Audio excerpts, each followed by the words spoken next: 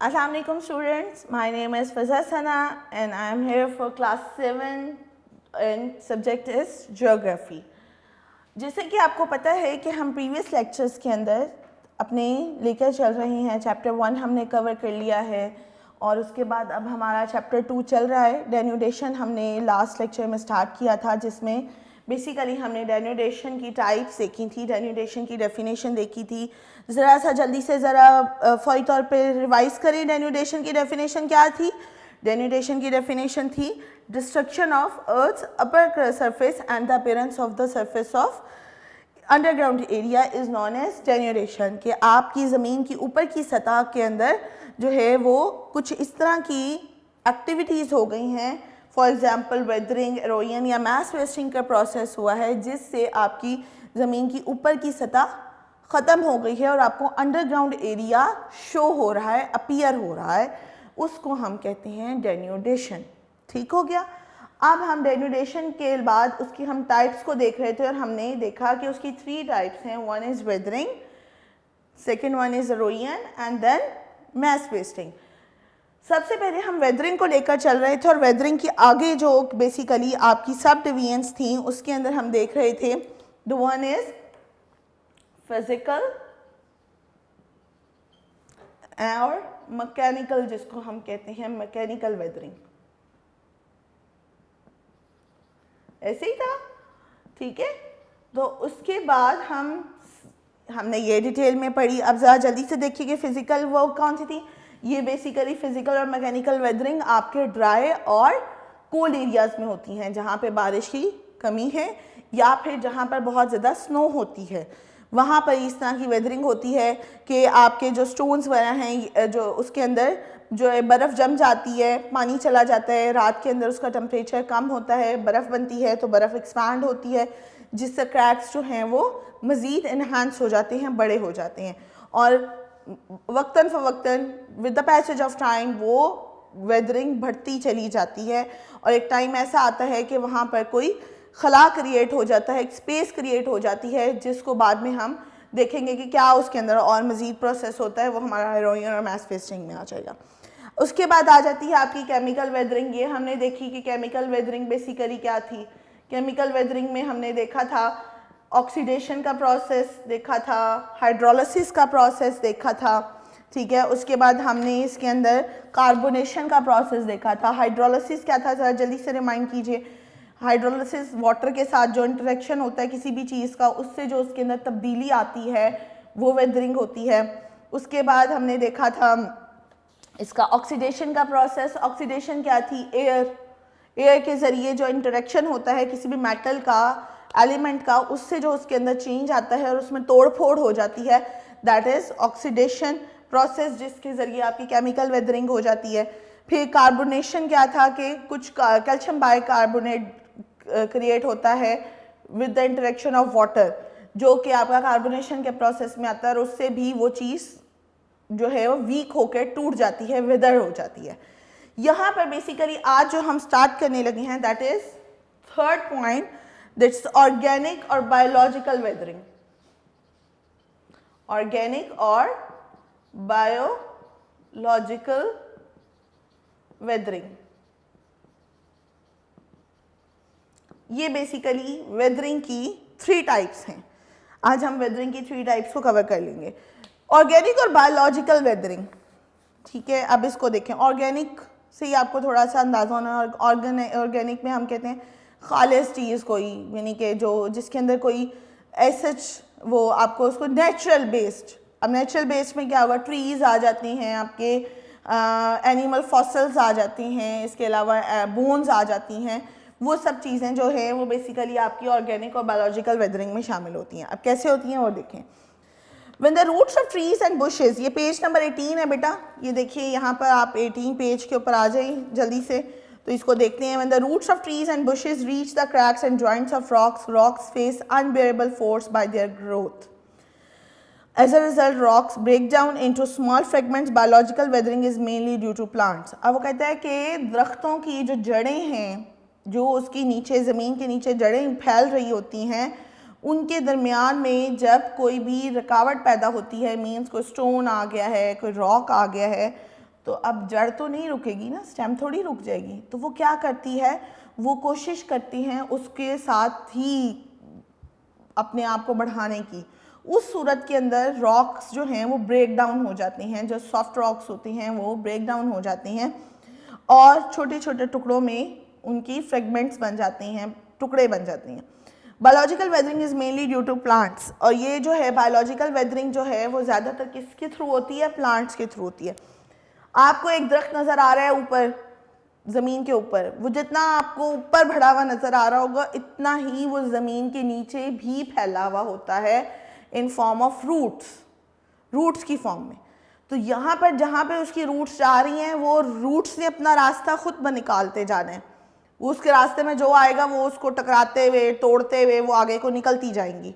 तो यहाँ पर वो यही कह रहे हैं कि जब रूट्स नीचे स्टेम्स जो हैं वो उसकी बढ़ना शुरू होती हैं तो वो बेसिकली उन पत्थरों को तोड़ती हुई जाती हैं।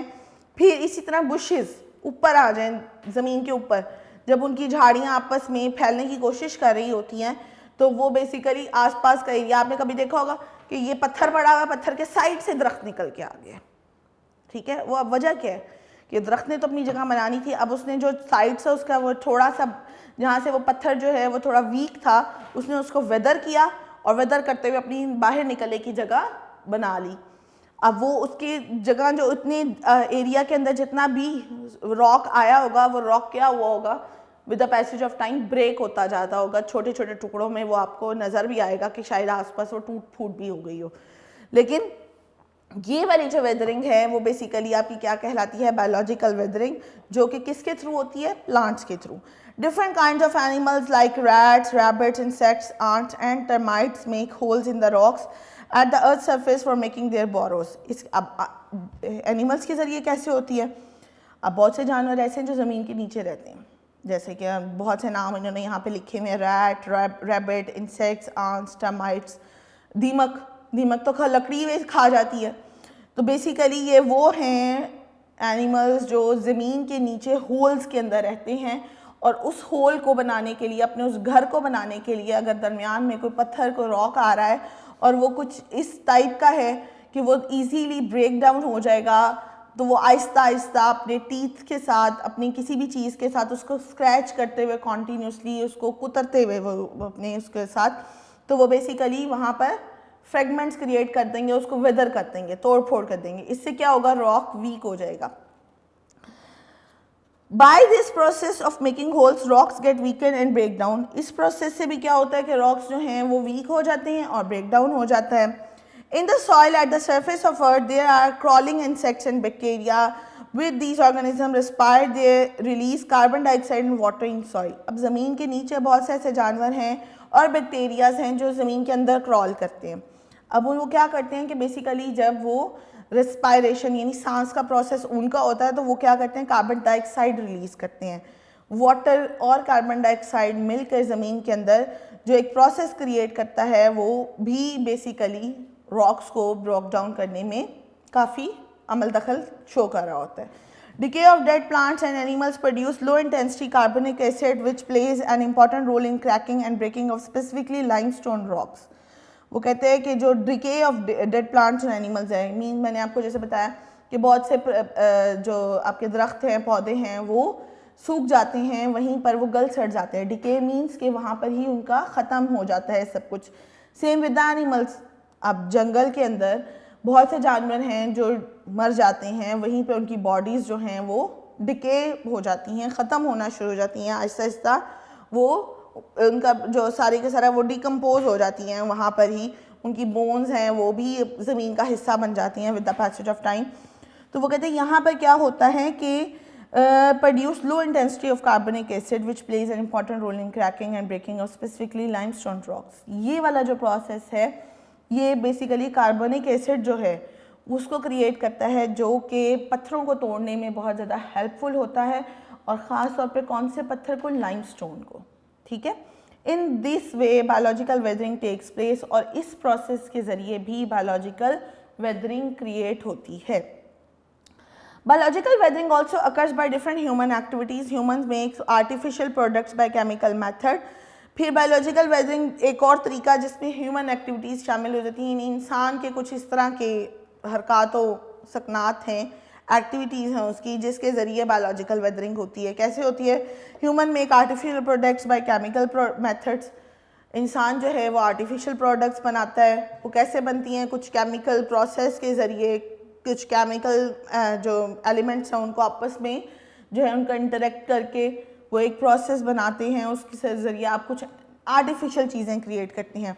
It causes environmental pollution will later result in acid rain due to which rocks get weakened. अब इसके अंदर क्या होता है कि आपकी ये जो आर्टिफिशियल चीज़ें हैं ये बेसिकली आपकी अर्थ को पोल्यूट कर रही होती हैं, पोल्यूशन क्रिएट हो रही होती है, जिससे कार्बन डाइऑक्साइड बढ़ जाती है और जो हमने एक प्रोसेस देखा हुआ है कि ओजोन लेयर डैमेज हो जाती है। तो वो बेसिकली आपकी ये जो सारी हार्मफुल गैसेस होती हैं वो आपकी एटमॉस्फेयर के अंदर एक क्लाउड क्रिएट कर रही होती हैं, वो ऊपर ही जमा हो रही होती हैं, और जब उनके अंदर ह्यूमिडिटी ज़्यादा हो जाती है तो बेसिकली क्या होता है कि वो पानी की शक्ल में ज़मीन पर वापस आती हैं। अब यहाँ पर वो जो ये हार्मफुल गैसेस जब बारिश की सूरत में नीचे ज़मीन पर आती हैं तो ये एक केमिकल रिएक्शन क्रिएट कर रही होती हैं जिसको हम एसिड रेन कहते हैं। ठीक है, आपने देखा होगा कि कभी घर में भी मामा भी या बड़े कहते होंगे कि ये काफ़ी गर्मी और पोल्यूशन के बाद जो फर्स्ट रेन होती है, पहली बारिश होती है, उसमें भाई बाहर ना निकलो, नहाना नहीं है। वो वजह यही है कि हमारे यहाँ इस वक्त इतना ज़्यादा स्मोक और पोल्यूटेड इन्वायरमेंट है कि हमारे जो पूरी की पूरी ऊपर की फ़ज़ा है वो बेसिकली पोल्यूटेड हो चुकी होती है। जब बारिश होती है तो वो तमाम का तमाम पोल्यूशन उस बारिश के पानी के साथ ज़मीन पर आता है, जो कि ह्यूमंस के लिए, प्लांट्स के लिए ये हार्मफुल होता है। सो उससे थोड़ा सा अवॉइड करने के लिए भी कहा जाता है, क्योंकि उससे स्किन एलर्जी वगैरह हो जाती है। अब ये वाली जो एसिड रेन हमने कहा, ये एसिड रेन जहाँ पर ह्यूमन बींग्स के लिए, प्लांट्स के लिए हार्मफुल है, वहीं पर ये रॉक्स के अंदर भी केमिकल प्रोसेस क्रिएट करती है, जिसकी वजह से रॉक्स जो हैं वो वीक हो जाते हैं, कमज़ोर हो जाते हैं। By mining organic weathering occurs by both physical and chemical methods. इसके अलावा इंसान जो है वो माइनिंग करता है, कानकुनी करता है। जिस तरह कि आपने कभी विजिट किया हो, नमक की कान आप गए हो, वहाँ देखिए मुसलसल क्या हो रहा होता है, वो नमक को तोड़ रहे होते हैं। इसी तरह कोयले की कान होती है, वहाँ पर भी ये प्रोसेस हो रहा होता है। जितना आप वहाँ पर ब्रेकेज क्रिएट करेंगे, मींस छोटे छोटे वहाँ पर आप डायनामाइट्स लगाते हैं और उन पहाड़ों को तोड़ते हैं, वो एक जगह तो आपने तोड़ी है, लेकिन उसकी वजह से जो आसपास का एरिया है वहाँ पर भी बहुत सी दरारें, बहुत से क्रैक्स क्रिएट होते हैं, जो आने वाले वक्त के लिए उन पहाड़ों को, उन रॉक्स को क्या कर देते हैं, वीक कर देते हैं। यहाँ पर बेसिकली अब वो प्रोसेस कह रहा है कि ह्यूमन बींग्स जो हैं वो यहाँ पर माइनिंग के ज़रिए भी आसपास के रॉक्स को डिकम्पोज करने में, वेदर करने में हेल्प कर रहे होते हैं। During mining rocks are broken down and it is the physical weathering. इसको हम फिजिकल वेदरिंग कंसीडर करते हैं। By digging hidden layers of rocks are expose with the undergo chemical weathering. अब वो यहाँ पर बेसिकली कह रहा है by digging hidden layers of rocks are expose with the undergo chemical weathering. और जब आप खुदाई कर रहे होते हैं, डिग कर रहे होते हैं किसी लेयर को, आप पत्थरों को निकालने के लिए आप तोड़ते हैं ना ऊपर की सतह को, ऊपर की सतह को तोड़ते हैं ताकि वो नीचे से आपको सॉलिड फॉर्म के अंदर आपको मिले। जैसे हम मार्बल के पहाड़ हैं उनको तोड़ते हैं, या लाइमस्टोन के पहाड़ हैं, हम उनको जो है ब्रेक डाउन उनके अंदर लेकर आते हैं। तो वो कहते हैं इससे भी आपकी केमिकल वेदरिंग क्रिएट होती है। Rocks are also broke down due to agriculture and due to the use of artificial fertilisers. इसके अलावा हमारे यहाँ एक नया जो आज के दौर के अंदर एक टेक्निकल आप कह रहे हैं उसको, एग्रीकल्चर जो चल रही है, उसके अंदर आर्टिफिशियल फर्टिलाइजर्स हैं, यानी कि जो इंसान ने केमिकल वे के अंदर एक खाद बनाई हुई है, फर्टिलाइजर्स बनाए हुए हैं, वो हम अपनी फसलों को देते हैं जिससे ज़्यादा हमें प्रोडक्शन मिले, ज़्यादा पैदावार मिले, हम अपने आसपास की जो मुल्की ज़रूरियात हैं उनको पूरा कर सकें। तो वो फर्टिलाइज़र्स जो हैं बेसिकली जहाँ पे एक साइड पे आपको फ़ायदा दे रहे हैं, वहाँ पर आपको नुकसानात भी दे रहे हैं। और उनमें से एक नुकसान ये है कि आपके रॉक्स जो हैं वो भी इस एग्रीकल्चर की वजह से, जो कि आर्टिफिशियल फर्टिलाइज़र से की जाती है, वो रॉक्स डैमेज होते हैं, आपके पत्थर उनसे केमिकल, क्योंकि वो केमिकल्स हैं ना, यूरिया आपने देखा होगा ऐड आते हैं, यूरिया खाद और इसी तरह की बहुत सी और खादों के नाम आते हैं, फर्टिलाइज़र्स होते हैं बेसिकली ये, जो कि आपकी फसलों में आप डालते हैं ताकि जो है वो ज़्यादा से ज़्यादा आपको प्रोडक्शन, कम वे में ज़्यादा से ज़्यादा प्रोडक्शन मिल जाए। तो ये जो प्रोसेस है ये भी ज़मीन के नीचे जाता है, अर्थ सॉइल इसको एब्जॉर्ब करती है। एब्जॉर्ब करने से क्या होता है कि वो जो पूरे का पूरा ज़मीन का नीचे का सिस्टम है, जो उसके इंटरनल लेयर्स हैं, उनमें वो डिफरेंट वेज के अंदर डैमेज क्रिएट कर रहा होता है, जिससे आपके रॉक्स जो हैं वो वीक होते हैं। यहाँ पे बेसिकली आपका ऑर्गेनिक और बायोलॉजिकल वेदरिंग का जो टॉपिक है वो एंड होता है। अब नेक्स्ट जो हम देखने लगे हैं that is basically the second type of denudation which is halogen. अब हम एरोजन को देखेंगे। एरोजन क्या होती है? अब ना ज़रा थोड़ा सा बेटा गौर करना है कि वेदरिंग हमने कंप्लीट कर ली विद इट्स 3 टाइप्स, हमने डिटेल देखा। अब ये सारी जो है ना ये इंटरलिंक्ड है। वेदरिंग के अंदर हमने देखा कि सिर्फ तोड़ फोड़ के बारे में बात की कि जी टूट जाते हैं पत्थर, स्मॉल एंड बिग फ्रेगमेंट्स के अंदर वो चेंज हो जाती हैं। एरोजन इस तोड़ फोड़ से थोड़ी सी आगे की बात है। क्या है ज़रा देखते हैं।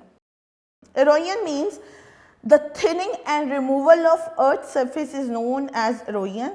This process is mostly done by river, glacier, winds and coastal waves.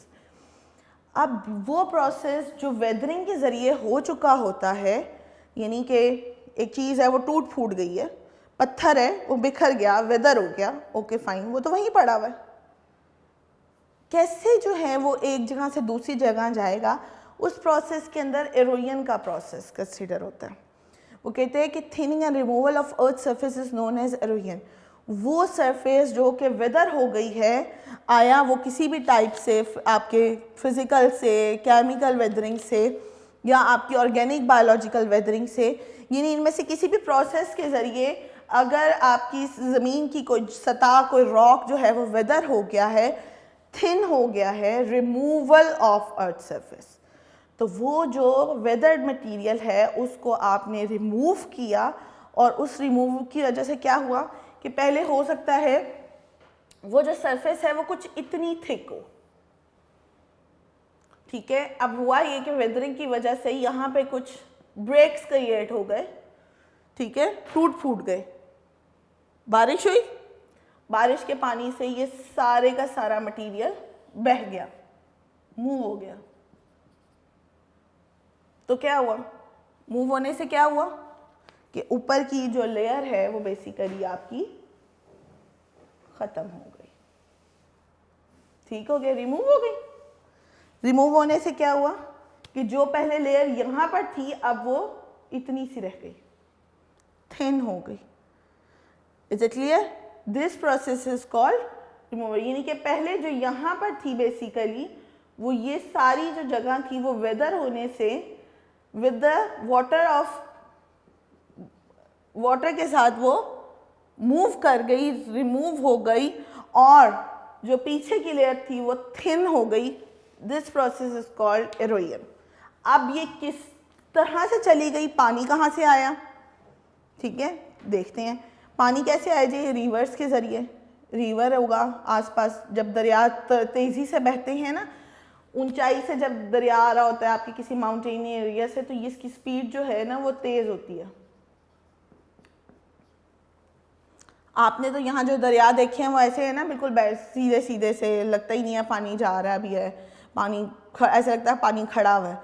लेकिन पहाड़ी इलाकों में ऐसा नहीं होता, बहुत स्पीड में आवाज़ के साथ पानी मुसलसल आ रहा होता है और वो चीज़ों को आसपास अपने पत्थरों को टकराते हुए आ रहा होता है। कभी आपको हिल स्टेशन जाने का अगर इत्तेफाक हुआ तो आप देखोगे कि जब पानी गुजर रहा होता है तो वो पत्थर भी होते हैं बीच में, पत्थरों के साथ आपको साफ़ सुथरा पानी जो है वो बहता हुआ नज़र आ रहा होता है। वो वजह ये है कि बेटा कॉन्टीन्यूसली पानी की मूवमेंट की वजह से वो वहाँ से तमाम जो वेदर मटीरियल है वो अपने साथ बहा के लेके जा रहा है, ठीक है।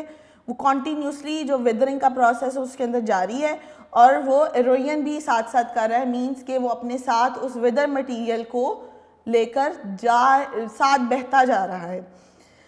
विंड, हवा, कोई भी टूटी फूटी चीज़ होगी, तेज़ हवा आएगी तो वो उसके साथ उड़ जाएगी। वो हो सकता है पहले यहाँ पे हो, हवा आई, हवा के बाद वो कहीं और हो, ठीक है। फिर कोस्टल वेव्स, आपकी जो समुद्री हवाएं हैं उनके साथ भी यही होता है। आप कभी साहिल समंदर पे आप हों तो अगर साहिल की तरफ से हवाएं आ रही हैं तो जिस तरफ हवा का रुख होगा चीज़ें उड़ उड़ के उस तरफ को जा रही होंगी। वो पहले इधर होंगी तो हवा के साथ वो समंदर के अंदर होंगी या फिर समंदर से बाहर होंगी।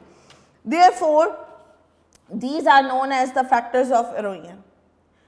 तो आपकी जो मैंने अभी बात बताई, river, glacier and coastal waves, ये बेसिकली बेटा ऐसे हैं कि ये फैक्टर्स कंसीडर होते हैं। कोस्टल वेव्स की बेहतरीन एग्जांपल ये भी है कि आप साहिल समंदर पे जाते हैं, ठीक है, समंदर पे सैर करने गए और वहाँ जाके आपने खाया पिया, खाना पीना करने के बाद आपने क्या किया कि रैपर्स वहीं पे फेंक दिए, ठीक है। अब क्या होगा कि समंदर से लहर आएगी और वो सारे रैपर्स अपने साथ लेकर वापस चली जाएगी, और वो रैपर्स जो बेसिकली आपने साहिल पे छोड़े थे अब वो कहाँ चले गए, समंदर के अंदर चले गए। वो जो पोल्यूशन पहले बाहर क्रिएट होना था अब कहाँ होगा, समंदर के अंदर होगा। तो ये थोड़ा सा आसान सा, मैंने कहा था आपको ज़्यादा अच्छा समझ आ जाएगा। तो ये बेसिकली इरोजन का प्रोसेस है। इस तरह साहिल समंदर पे जो भी तोड़ फोड़ की चीज़ होती है और जितनी दफ़ा लहर आके पत्थरों के साथ टकराती है उतनी दफ़ा उनके अंदर वेदरिंग का प्रोसेस होता है और इरोजन का प्रोसेस भी साथ साथ चलता है, क्योंकि लहर आके टकराएगी पत्थर के अंदर, कॉन्टीन्यूस वेदरिंग हो रही होगी और उस वेदरिंग से क्या हो रहा होगा कि थोड़ी देर बाद वो टूट जाएगा और टूटने से दोबारा लहर एक दफ़ा दो दफ़ा आएगी तो वो टूटा हुआ जो डेब्रिस होगा वो बेसिकली समंदर का हिस्सा बन जाएगा। वो चीज़ सारी की सारी आपकी पानी के साथ वापस बह जाएगी। Therefore, these are known as the factors of erosion। यहाँ पे मैंने आपको बताया कि ये फैक्टर्स हैं erosion के, रिवर, ग्लेशियर, कोस्टल वेव्स। यहाँ पे मैंने आपको बता दिया कि ओरिजिनल प्लेस यानी कि जो जगह जहाँ पर बेसिकली वेदरिंग हुई है वहाँ से ये चीज़, ये फैक्टर्स मटेरियल को अपनी ओरिजिनल प्लेस से अपने साथ दूसरी किसी जगह पर ले जाते हैं, बहा के साथ ले जाते हैं या उड़ा के ले जाते हैं। Transportation is very important in erosion। It tends to move the material of the rocks. Transportation, एक जगह से किसी दूसरी जगह पर चले जाना, ये erosion के अंदर बहुत एक अहम प्रोसेस है। ट्रांसपोर्टेशन मीन्स के एक जगह से मटेरियल किसी दूसरी जगह के ऊपर ट्रांसफ़र हो गया है, ट्रांसपोर्ट हो गया है। ये बड़ा एक अहम प्रोसेस है erosion के अंदर। When this movable material travels over other rocks, it breaks them and scratches their surface and peel them off। अब क्या होता है कि एक तो चीज़ है, टूटी हुई चीज़ है, वो आ रही है अपनी जगह से, अब वो जो उसके अंदर पत्थर है, पानी अपने साथ बहा के लेकर आ रहा है, वो पत्थर दूसरे पत्थरों से रास्ते में टकराता हुआ आ रहा है। उसके टकराने से क्या हो रहा है कि दूसरे पत्थर भी टूट रहे हैं और वो भी क्या कर रहे हैं, साथ साथ बहते चले जा रहे हैं। मीन्स कि ये प्रोसेस जो है वो कॉन्टीन्यूटी में चल रहा है कि रास्ते में आने वाली हर चीज़ जो टकरा रही है उससे जो बेसिकली वेदरिंग हो रही है वो भी erosion का हिस्सा बन रही है। Same with the wind. आप हवा का, जब ये हवा जो हमारे यहाँ चलती है ये तो नॉर्मल हवाओं में आती है, जब आंधी तूफान आते हैं, बहुत बड़े बड़े साइक्लोन्स चलते हैं, उनके अंदर चीज़ें जो हैं वो बेसिकली पूरी की पूरी गाड़ियाँ क्या आसपास का हर चीज़ जो है वो सब उसके अंदर सर्कुलेट हो रहा होता है। तो वो सर्कुलेट हो रहा होता है और जहाँ जहाँ से वो गुजर रहा होता है वो बेसिकली क्या कर रहा होता है कि वो टकरा के उन चीज़ों को भी तोड़ रहा होता है और तोड़ते हुए अपने साथ मिलाता चला जाता है। अगर वो यहाँ से शुरू हुआ तो बेसिकली मैं देखूंगी जी कि रास्ते के अंदर वो चेयर आई, वो चेयर भी उसके अंदर चली गई, डाइस भी उसके अंदर चला गया। अब वो चीज़ें क्या हो रही हैं, वो टकरा रहा है हर चीज़ के साथ, दीवार के साथ टकराया, वो दीवार टूटी, उसके तमाम पार्ट्स उसके अंदर शामिल हो गए। मीन्स यहाँ पर बेसिकली erosion के अंदर जब ट्रांसपोर्टेशन का प्रोसेस आ रहा होता है तो ट्रांसपोर्ट पीछे से तो जो ओरिजिनल चीज़ आ रही है वो उसके अंदर डेब्रिस की फॉर्म में वो तो आ रही है, लेकिन उस डेब्रिस की वजह से कॉन्टीन्यूसली मज़ीद डेब्रिस क्रिएट हो रहा है जो पूरे रास्ते में उसका हिस्सा बनता हुआ एंड होता है किसी एक मुकाम पर जाकर। यहाँ पे अब क्या होता है जी, नेक्स्ट देखें। During the transportation, small pebbles and boulders collide with each other and ultimately break down into small pieces। मैंने अभी आपको बता दिया कि छोटे पत्थर हैं, टुकड़े हैं किसी चीज़ के, वो एक दूसरे से कोलाइड करते हैं, टकराते हैं और मज़ीद ब्रेक डाउन क्रिएट करते हैं। It must be remembered that erosion start after weathering and mass wasting। वो कहते हैं याद रखें कि जो आपकी erosion है वो कब होती है, वेदरिंग या मैस वेस्टिंग के बाद। कोई चीज़ टूटी हुई होगी तो ही इरोजन का प्रोसेस होगा, वरना इरोजन का प्रोसेस नहीं होगा। Rocks present at earth surface get weakened due to weathering. जो ज़मीन के ऊपर पत्थर होते हैं वो वेदरिंग की वजह से वीक हो जाते हैं। Their upper surface separate from lower surface, वो एक जो उनकी ऊपर की सतह है वो जो है वो टूट जाती है, नीचे की सतह से सेपरेट हो जाती है। This debris washes away with river winds and glaciers. ये जो डेब्रिस है, ये जो टूटा फूटा सा मटेरियल है, जो चीज़ें हैं, ये रिवर विंड या ग्लेशियर्स के साथ मिक्स हो जाती हैं। These factors also transport the debris and deposit at other place। ये प्रोसेस क्या होता है कि डेब्रिस मटेरियल इनके साथ रिवर, ग्लेशियर्स, कोस्टल वेव्स इनके साथ मिलता है और कहाँ चला जाता है जी, बेसिकली आपका एक जगह से दूसरी जगह पे जाके उसको कहते हैं वो डिपॉजिट कर देता है, मीन्स वहाँ पे छोड़ देता है। अच्छा जी, आगे देखिए, mass wasting means the movement of the rock material from higher to lower region due to gravitational force. वैसे तो मैस वेस्टिंग आपका अगला टॉपिक है, लेकिन क्योंकि यहाँ पे इसका जिक्र आ गया है तो अब ये समझाती हूँ मैं आपको बेसिकली मैस वेस्टिंग होती क्या है। मैस वेस्टिंग किसी भी मटेरियल का ऊंची जगह से नीचे आना, ठीक है। कोई भी चीज़, पत्थर, कीचड़, मट्टी, मड फ्लो जिसको कहते हैं हम, वो यानी कि जो चीज़ आपकी ऊपर से नीचे की तरफ आ रही है, दैट इज मैस वेस्टिंग, ठीक है। यहाँ तक इसको समझें। अब ये प्रोसेस क्यों होता है? ग्रेविटेशनल फोर्स की वजह से। कोई भी चीज़ आप ऊपर से गिराएंगे तो वो कहाँ आएगी? नीचे, ठीक है। तो यहाँ पे भी यही काम हो रहा है कि ग्रेविटेशनल फोर्स की वजह से आप क्या, कोई भी मटेरियल जो है वो बेसिकली क्या हो रहा है, ऊपर से नीचे को आ रहा है। ग्रेविटेशनल फोर्स की वजह से ऊपर से कोई भी जो मटेरियल है, ठीक है जी, डेब्रिस मटेरियल आप इसको कह लें, वो बेसिकली आपका कहाँ आ रहा है? नीचे, नीचे आ रहा है। Is it clear? अब वो डेब्रिस मटेरियल क्या है वो हम मैस वेस्टिंग में डिटेल में देखेंगे। इसको यहाँ पे जरा वाइंड अप करते हैं।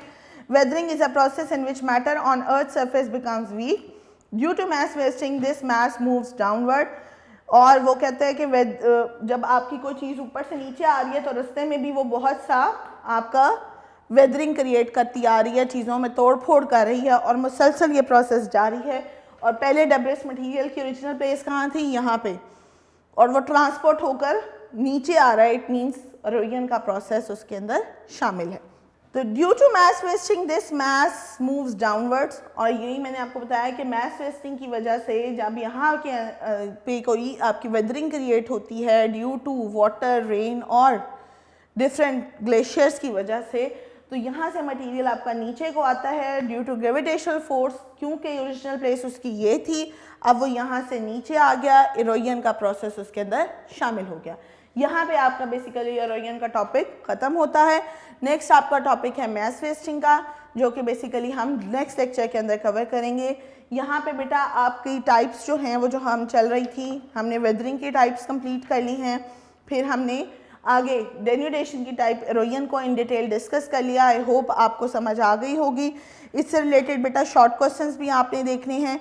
आपका जो लॉन्ग क्वेश्चन चल रहा है इसके अंदर है write down the reasons of erosion process. ये आपने बहुत अच्छी तरीके से इसको देखना है, ये भी कवर हो रहा है। लर्निंग को बहुत ध्यान से लेकर चलिए, लेक्चर्स को समझिए, उसके बाद लर्न करें ताकि आप समझने के साथ साथ अपने लर्निंग को लेकर जाएं। आई होप कोई प्रॉब्लम क्रिएट नहीं हो रही होगी।